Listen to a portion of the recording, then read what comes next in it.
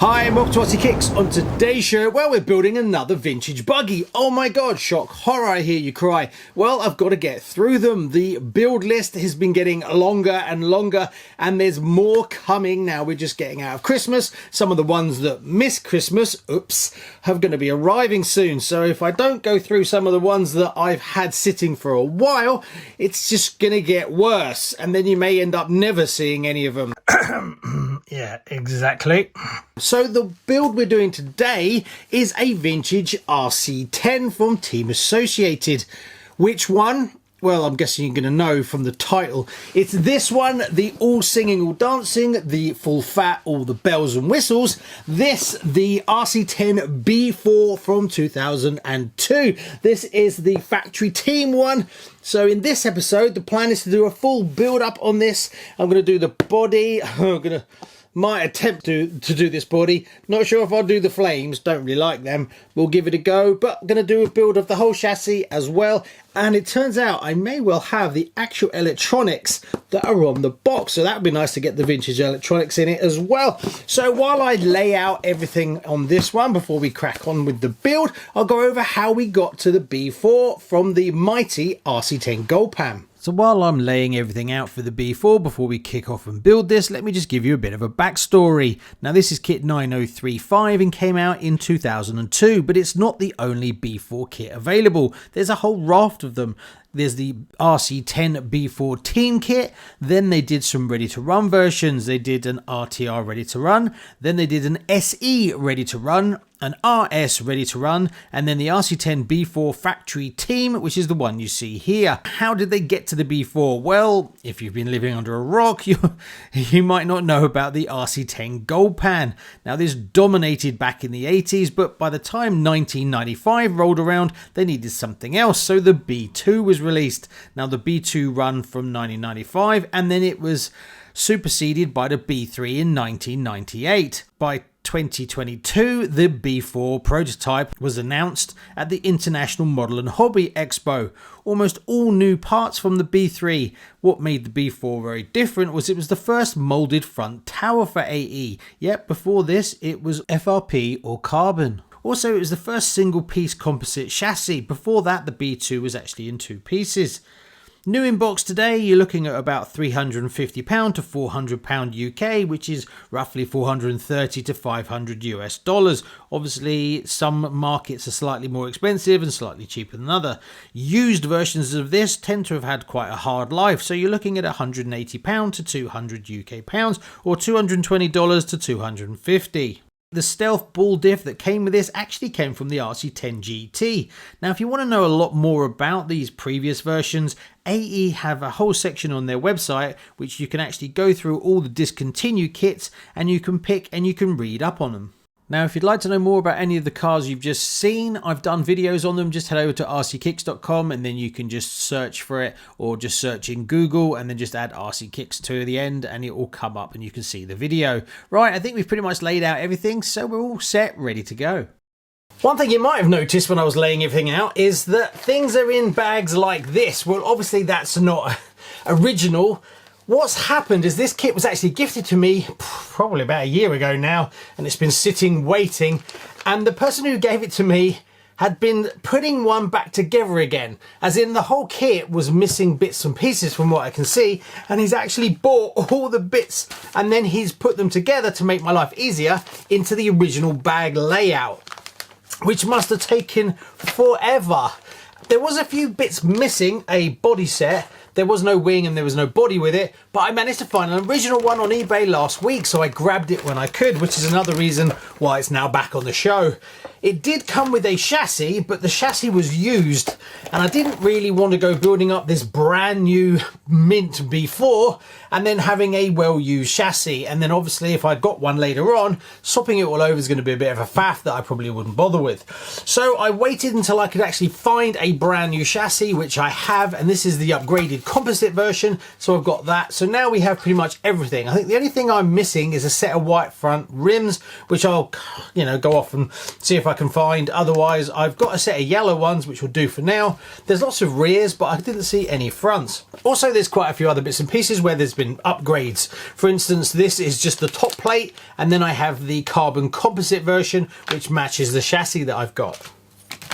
So as I go through building it, I'll just have to make sure that I check that I'm using all the upgraded parts that are kind of mixed in, as there's a few other bits and pieces that are separate, which I'm guessing are doubles, but we'll find out when we build it. But there's lots and lots of brand new parts, which must have cost a fortune and taken ages. Anyway, we're now moving on to bag A, so let's crack on and get it done. First things first, we kick off with the steering. Not sure what's going on with my camera. It looks very light, I'm not sure. It does go away in a second. Now the steering, when I put it together, the precision on it was really good. There was no slop at all, so I was really impressed considering how old this kit is. It's funny to see the little dust covers around the ball cups. Now Tamiya did that on the TD4 and TD2 quite recently, but Team Associated have been doing it since the dawn of time. There's going to be quite a few option parts on this B4 when it's finished. Yeah, you'll have to excuse the tools I'm using for this build. I don't have that many Freedom measurement tools in my tool bag. Now before you know it, we're already at bag B, and we're going to build up the front hubs. Now the front hubs are slightly different on this kit versus the stock one. You actually use a bolt to hold the actual front rims on versus a nut. Don't ask me why this is better than that, I have no idea.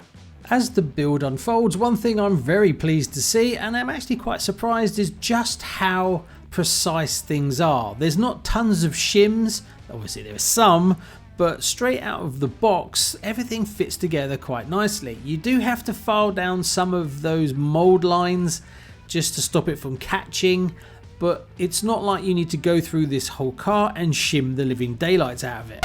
Sorry to disturb your B4 build, but there's only 4 days left to be in with a chance to win one of these, a J. Horsey RC10. Not this one, a new in-box kit, so you can experience the build yourself. Just for a couple of dollars, couple of pounds, couple of yen, or whatever currency you're in. It's open to worldwide, comes with free shipping as well, so if I can get it in your country, I'll get it shipped directly to your door for free. Otherwise, I will send it to you from the UK. So what are you waiting for? Now's your chance. Link in the description, and back to the B4 build.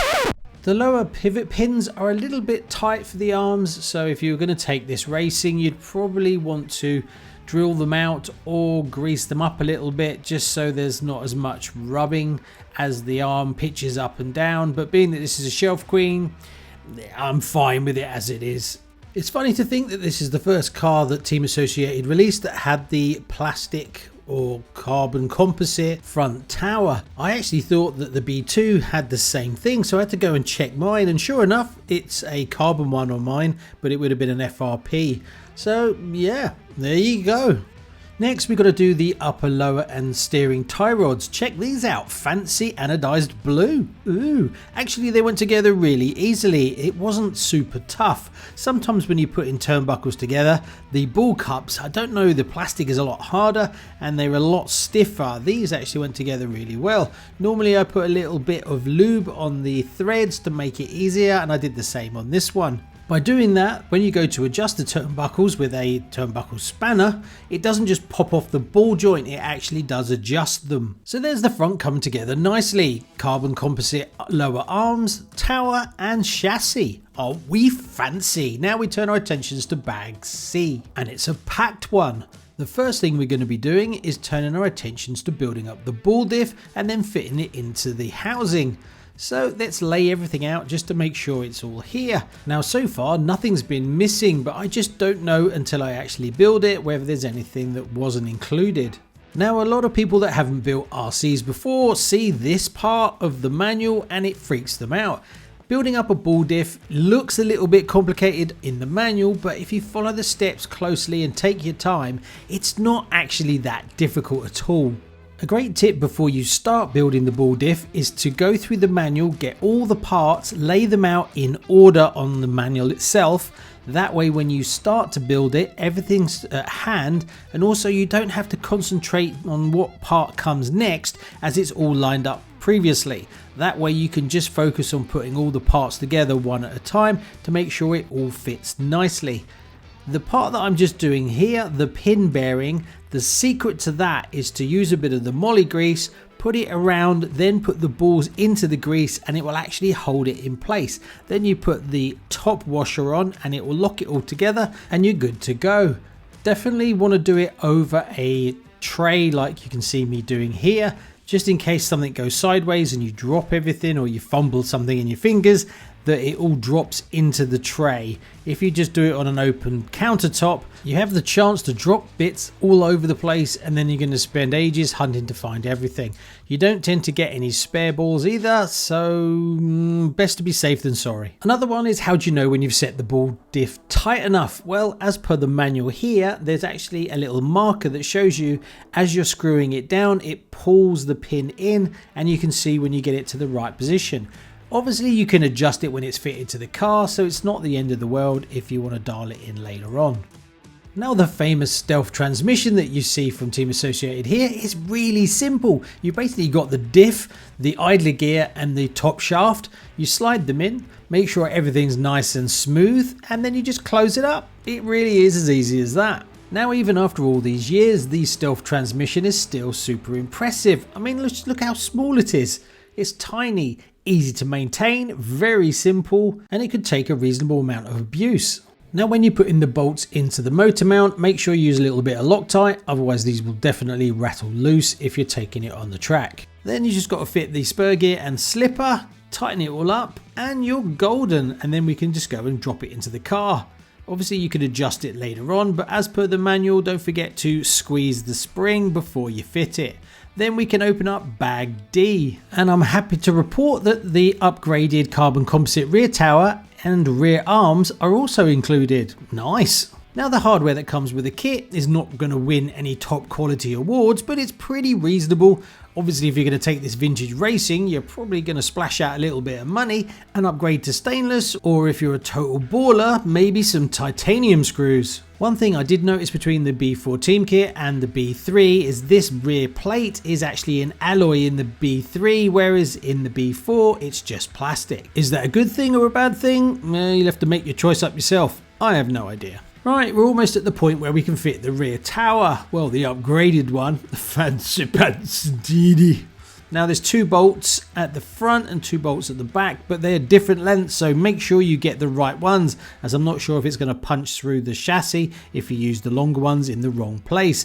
Then we can drop the stealth transmission in place and start bolting it into the tower. Again, like the rear underplate in plastic, so is the motor protection guard. Whereas the B3 is in alloy, this one is plastic. I don't think you can get a composite one of these either, which is a bit of a shame, but I could be wrong. I need to look into what options you can get for the B4. There's nothing on the box really, and there's not a lot in the manual either, which is quite surprising. Now I have seen you can get rear alloy hubs for this, but the ones I found online so far have all been well used and kind of scratched up. I will keep my eye out for a new set, as well as see what else I can find, as I'd like to add a bit more bling to this if I can. Now there's a few different options of rear drive shafts, from the basic dog bones to universals. This kit came with some universals, and I actually saw there's NIB have got some universals as well. Not sure whether they're better than these ones. I don't even know, these ones are used, so I've no idea whether these were in the kit or these are an upgrade. Right, now the rear's all buttoned up, we can turn our attentions to building the shocks. Well, that's what I thought anyway, until I checked and realised that they'd been built for me. So for once, I'm really happy. Now I had a look in the manual, and you kind of build them up a bit like you used to build up the RC10. You need that special tool, and then you just slide it up and clip it in place. So I'm kind of happy that I didn't have to build these. They did feel really good, so I don't think it's been that long since these have been restored. Fitting them to the car, very basic, very simple. You just bolt them on the top, and then there's a bolt that goes through the arm at the bottom. Yeah, I know I'm using a Tamiya tool, but it kind of fits the plastic nut. All right, don't judge. And just like that, we've got ourselves a chassis. Next, we turn our attentions to bag G. And bag G, well, it's more the peripherals and the electronics to fit, and then we can get some wheels on it and then turn our attentions to the body. Like I said previously, the goal is to get some vintage electronics that are period correct. Not sure if the motor is, and the servo's just temporary while I try and find one from 2002, as I think the one that I'm using, the Futaba one, is a little bit older than that.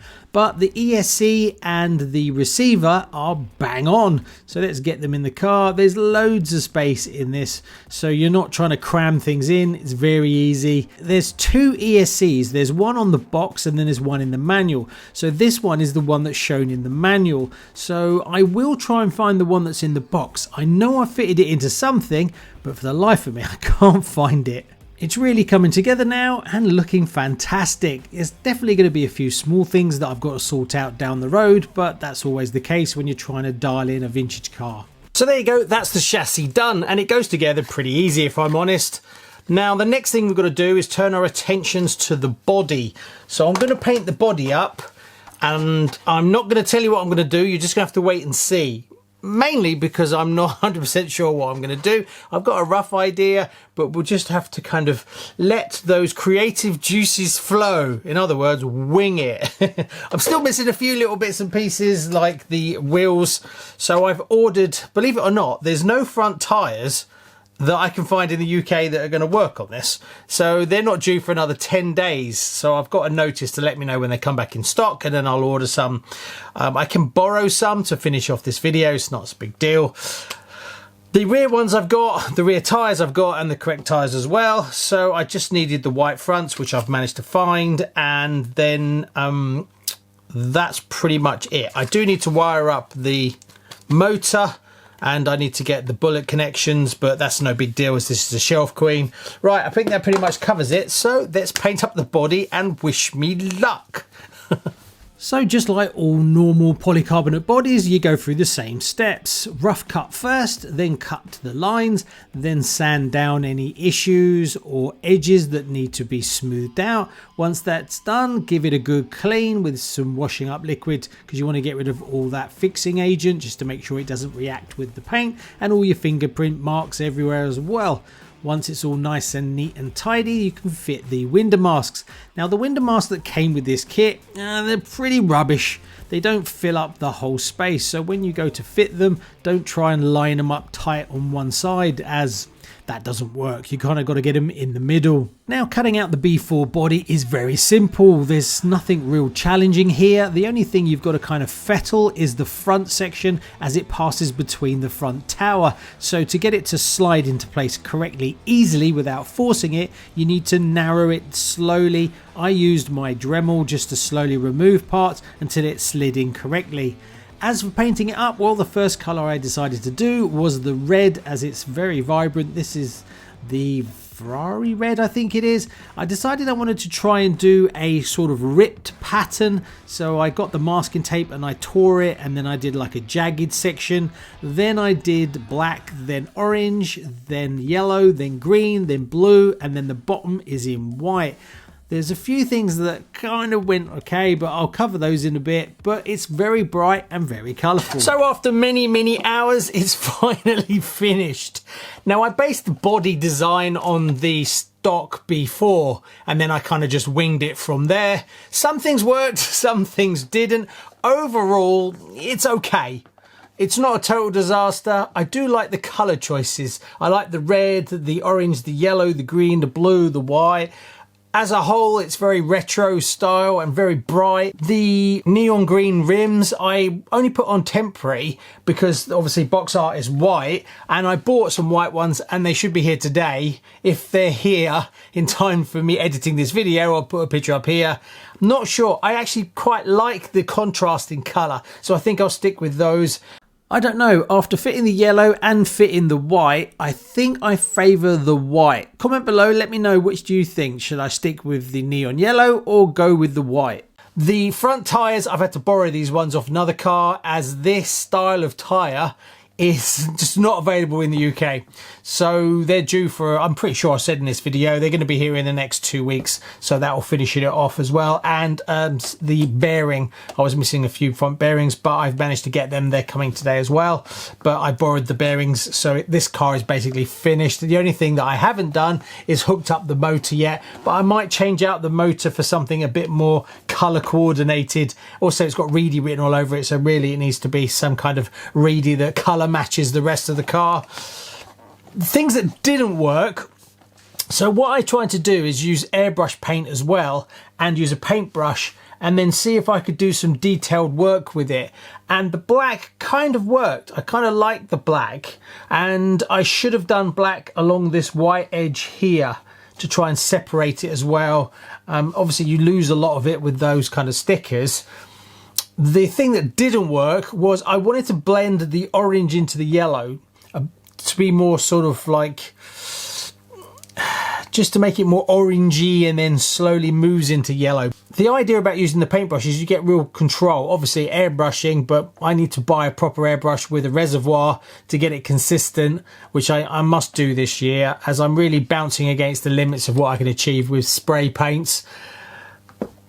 Apart from that, I kind of like the idea of the colours. I think it kind of works. If I could do it again, I think I'd make the yellow a little bit bigger and then try and do the blending again.